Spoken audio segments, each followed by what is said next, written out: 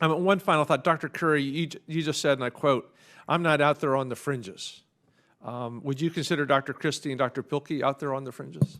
Absolutely not. Who is out there on the fringes, or is there a fringe? There are some fringes, people who are questioning the fundamental thermodynamics of the greenhouse effect and things like that. There are some fringe things. You do see a few papers published in fringe journals. There are some people out there on the fringe that I would call out there on the fringes. Who knows? Occasionally I read the papers just to try to keep an open mind. They always send them to me. But I would regard that as out there on the fringes. I don't regard myself, John Christy or Roger Pielke, as out there on the fringes. I think there's a lot of scientists who share our perspective and who agree with us and who are not part of the politically active publicly the rank and file, the research geeks, who a lot of them out there agree with us. I hear from them all the time, especially from scientists working at government agencies who are afraid to speak out. I hear from a lot of them. Yeah, Gentleman's time has expired. Thank you, Mr. Byer. The gentleman from Illinois, Mr. LaHood, is recognized. Thank you, Mr. Chairman, and I want to thank the witnesses for your testimony here today. Appreciate it.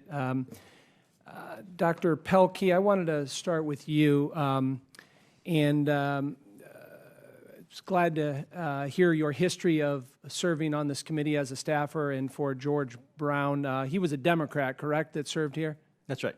I wanted to ask you, Dr. Pielke, have you ever felt attacked by a colleague because of your position on climate change science? Yes.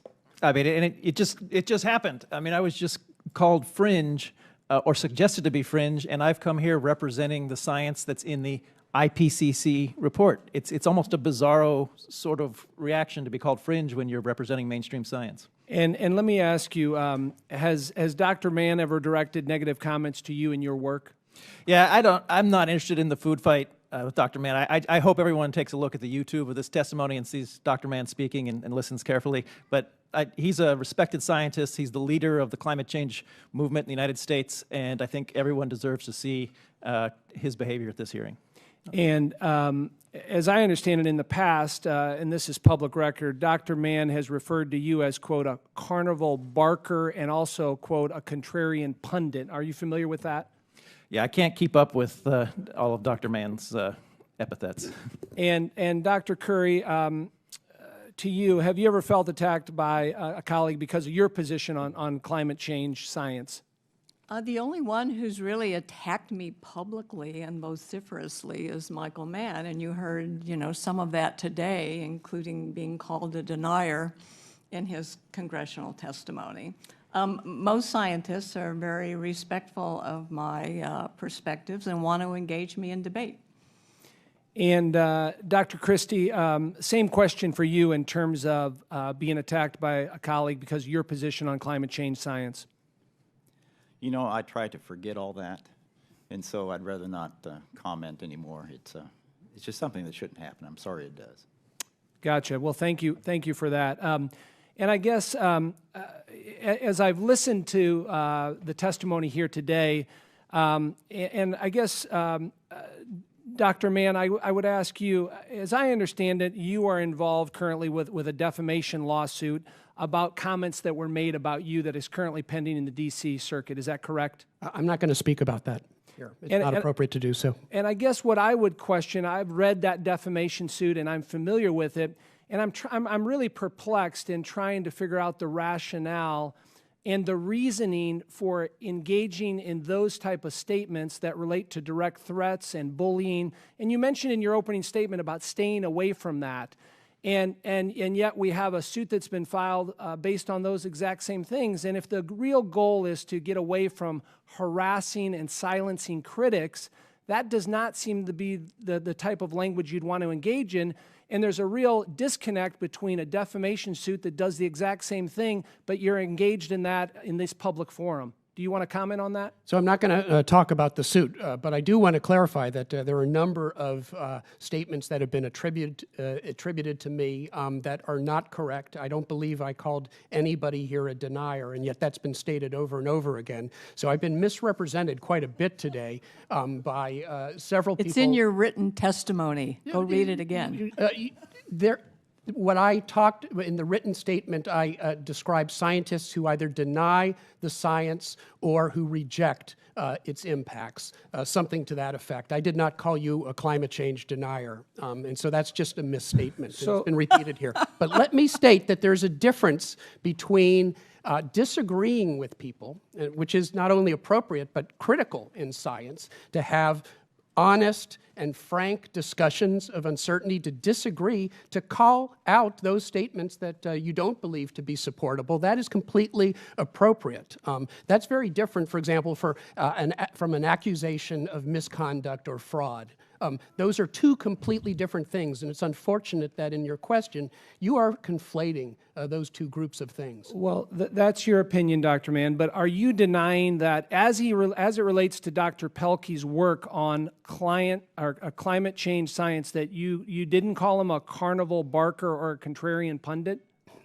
You would have to provide me the context. I don't remember everything I've ever said or done, but what I can tell you is that Dr. Pielke has made the following statement. This is a quote. In the Wall Street Journal, he said, "There is scant evidence to indicate that hurricanes, floods, tornadoes, or drought have become more frequent or intense in the U.S. or globally." That is simply not true. The best available science is now attributing individual droughts and floods at a fairly high level of confidence to climate change. So do I challenge him publicly when he says things like that? Of course I do. Is that appropriate? Of course it is. So are you denying, let me ask you this, is it fair to say you could have said that and you don't remember that here today? I don't remember everything that I've ever said, and you would have to provide me the context. I'm not sure that your characterization is correct. You would have to show me the context, and you haven't done that. I'd be happy to show you that. I guess my point is, you seem overly sensitive to criticism as it relates to the defamation suit that engages in the same activity that you're engaged here today with these three witnesses, and I think there's some hypocrisy in that. Thank you. Thank you, Mr. LaHood. And with that objection, I'll put into the record, if it's not already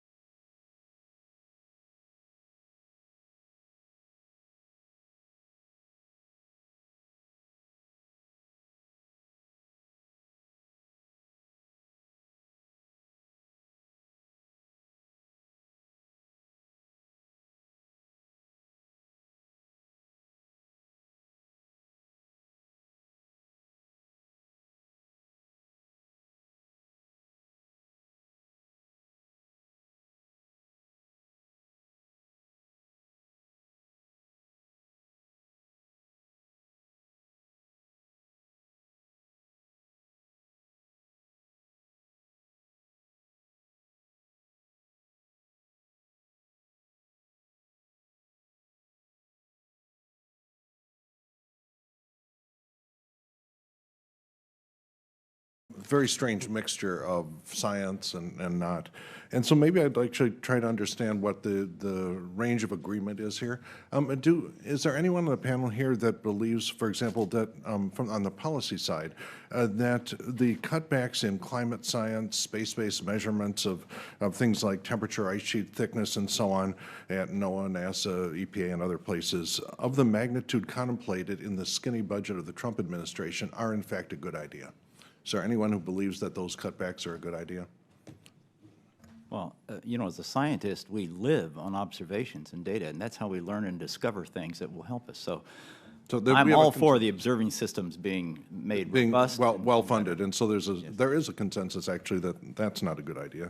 Let's see, on the physics point of view, if we sort of go to the other end, yeah, Dr. Curry, you indicate that your criteria for what represented fringe were just rejection of fundamental thermodynamics and so on. That does everyone on this panel agree, for example, that the temperature of the Earth is set in general terms by radiative balance, and that the infrared absorption spectra of carbon dioxide is a very relevant driving term, and that the uncertainty really is in the other positive and negative feedback terms that may or may not be present. Changes in the convection, things, many of which simply redistribute where the excess heat goes when you put carbon dioxide in the atmosphere.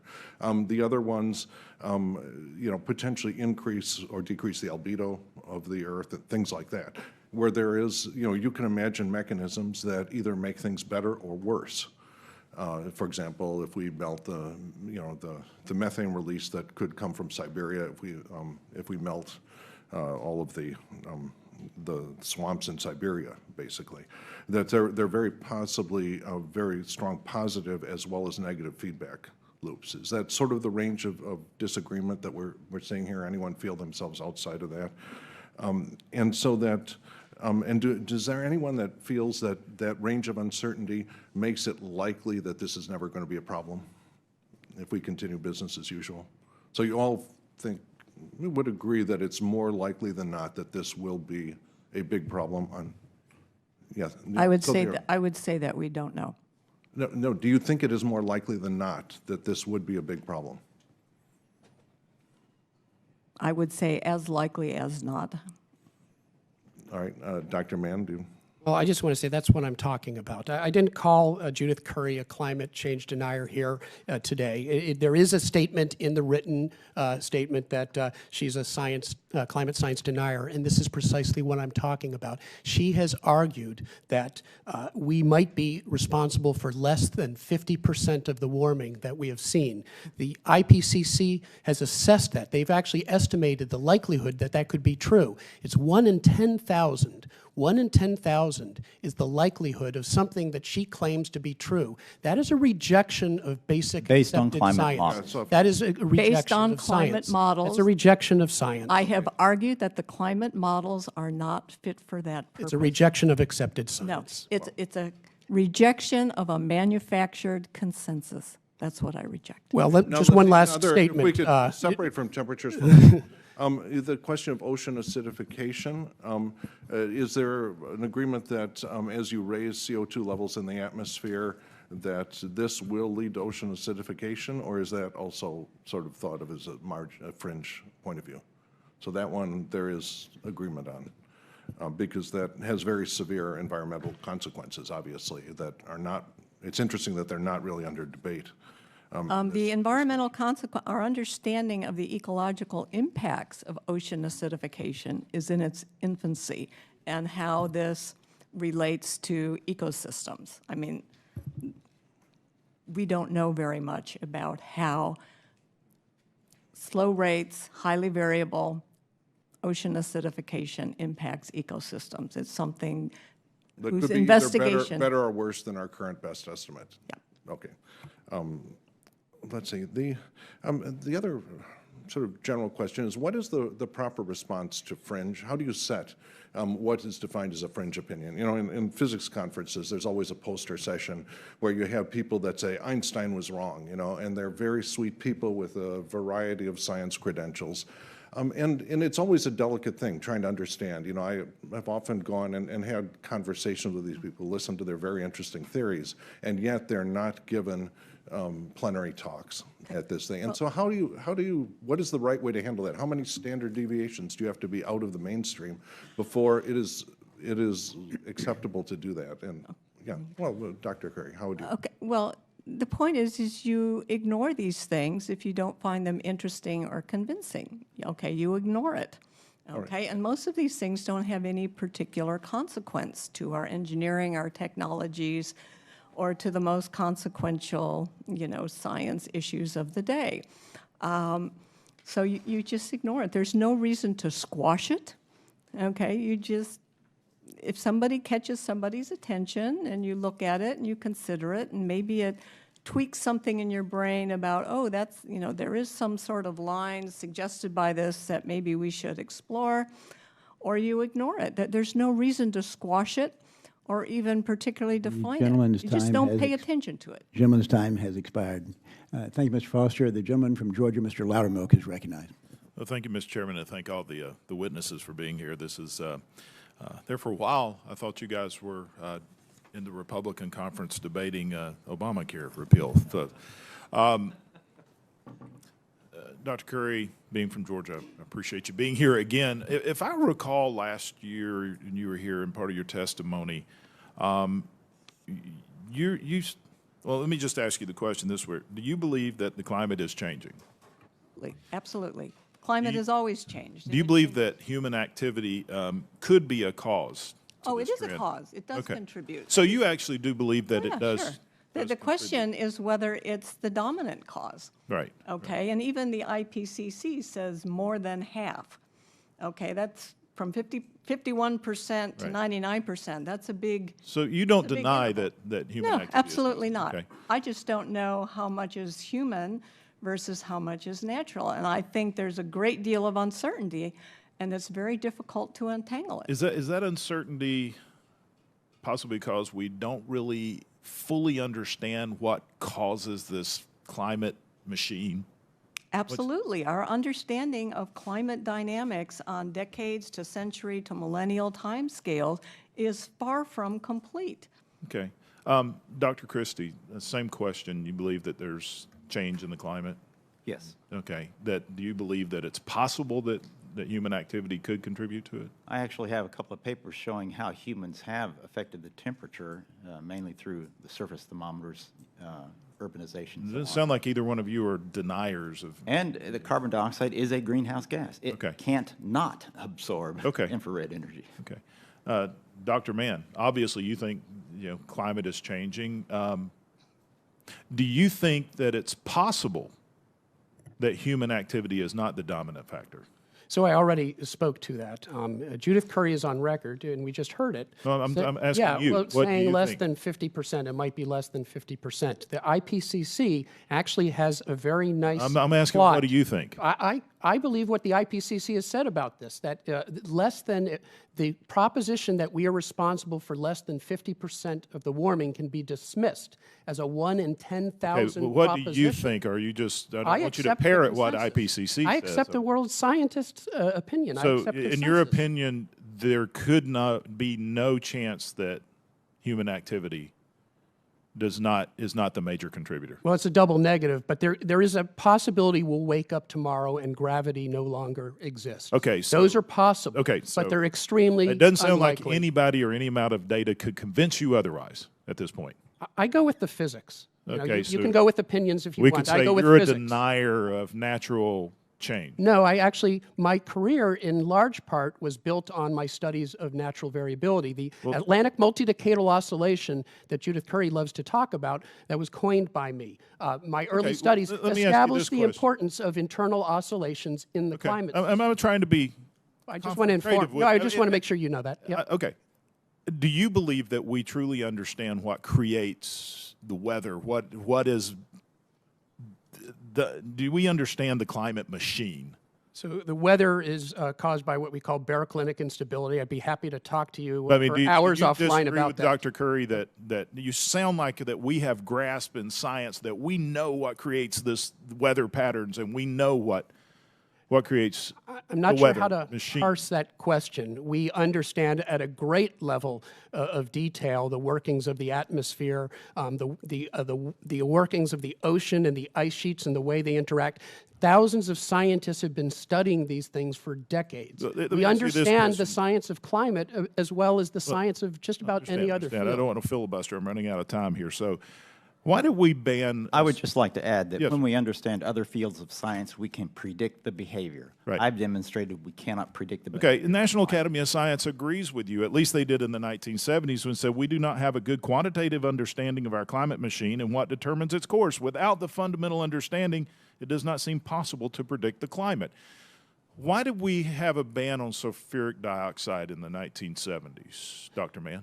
Yeah, so you're right that more than 40 years ago, we didn't have nearly the understanding we have today. In 1975, the National Academy of Sciences actually said they didn't know what was going to win out. They didn't say that global warming isn't caused by increasing greenhouse gases. What they were saying in that report was that we don't know what's going to win out, the warming effect of increasing greenhouse gases or the cooling effect of these particulates So there was that we are differences producing. among the scientific community because, as was mentioned earlier, there was a cooling trend.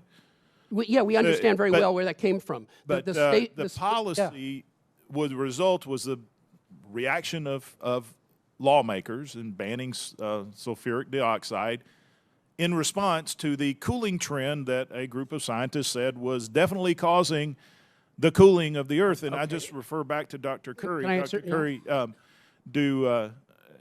does this show evidence of that we really don't have a full grasp of what causes the climate change? And I think what your thing is, we may overreact in public policy that could actually have a diminishing factor in. The gentleman's time has expired. Do you want to answer very quickly, Dr. Curry? That's okay. Okay. I'm sorry, the gentleman from Florida, Mr. Webster, has unanimous consent request. Yes, Mr. Chair, I have a report here entitled "What Triggers Ice Ages," and I would like to have that entered into the record. Without objection, and the gentlewoman from Texas has a unanimous consent request, and she is recognized for that purpose. Thank you, Mr. Chairman. I'd like to enter into the record an article published in Scientific American that debunks the claim that there was a pause in global warming, and I'd also like to enter into the record a blog post by the Union of Concerned Scientists that breaks down Dr. Lindsay's letter to President Trump. Okay, without objection, and the gentlewoman from Connecticut, Ms. Esty, is recognized for her questions. Thank you, Mr. Chairman.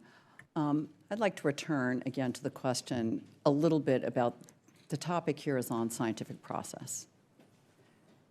Do we have agreement that the scientific process is about proposing hypotheses, testing them, revising, and continuing to do that in the ultimate goal of trying to arrive at some sort of truth? That's the objective. Never attained in its entirety, but that's the objective. If there's agreement, and I'm getting nods that is, in layperson's terms, the understanding of scientific process, what do people think we should be funding research to do in the area of climate, recognizing that there are bands within which humans will not survive on the Earth if it goes outside those bands? Does anybody think that cutting climate funding for research should happen now, given the robust disagreement on this panel? Because there are proposals on the table that right now to cut planetary science funding, to stop NOAA from looking at, to stop NASA from looking at this, because of a disagreement about how to interpret and prioritize those results. Dr. Curry, do you believe we should be funding more science or less scientific research in this field? Different. Different, okay, but let's be clear, the proposals in the so-called skinny budget from the president would be for cutting that research. Yeah, it's a matter of priorities. Spending more money on climate model taxonomy isn't going to get us anywhere. Spending more money on observing systems will. Which would be NASA, for Yeah, example. and Correct. spending more money on fundamental understanding, theory regarding climate dynamics on a range of timescales, that would pay dividends. And those are precisely the ones that are being cut. in the proposals on the table right now. So I'm glad to see there's agreement that I think you agree with those of us on this panel that would like to see that funding continue to try to determine this. Our job will be to take the science and to try to make public policy decisions. Clearly, there is not total certainty here. However, if the risk is sufficiently great, we take steps even without certainty. I'm part of a resiliency caucus that is looking at things we can do to design safer buildings so we survive storms better, whether they're tornadoes or hurricanes. We take steps, most of us carry insurance on our homes, even though we've probably never lived in a home that's burned to the ground.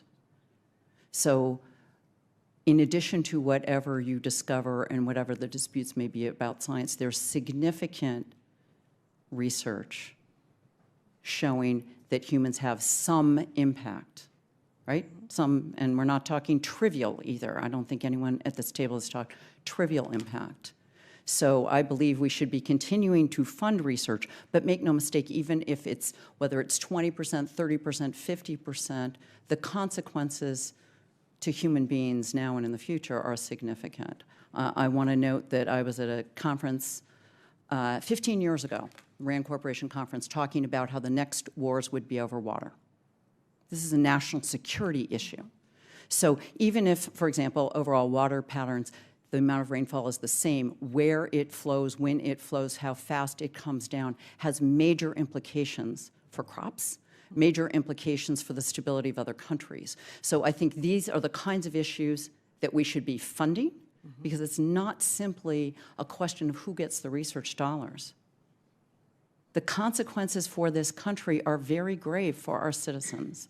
So I would ask you as much as possible to join us in funding robust research, and then let those of us in elected positions make decisions in that band of uncertainty. Because I can tell you right now, the constituents in my district in Connecticut are deeply concerned at what they see as an overt politicization of science right now.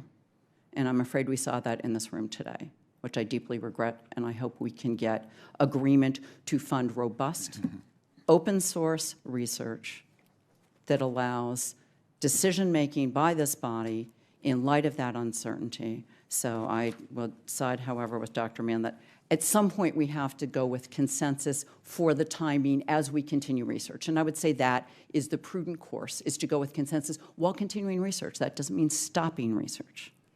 That means continuing research, and yet we cannot wait for final, ultimate truth to make decisions. And with that, I yield back my 12 seconds. Thank you, Ms. Esty. Thank you all for your testimony today. This has obviously been enlightening, sometimes a little contentious, but nevertheless informative to all of us who are up here. Appreciate your attendance, and we stand adjourned.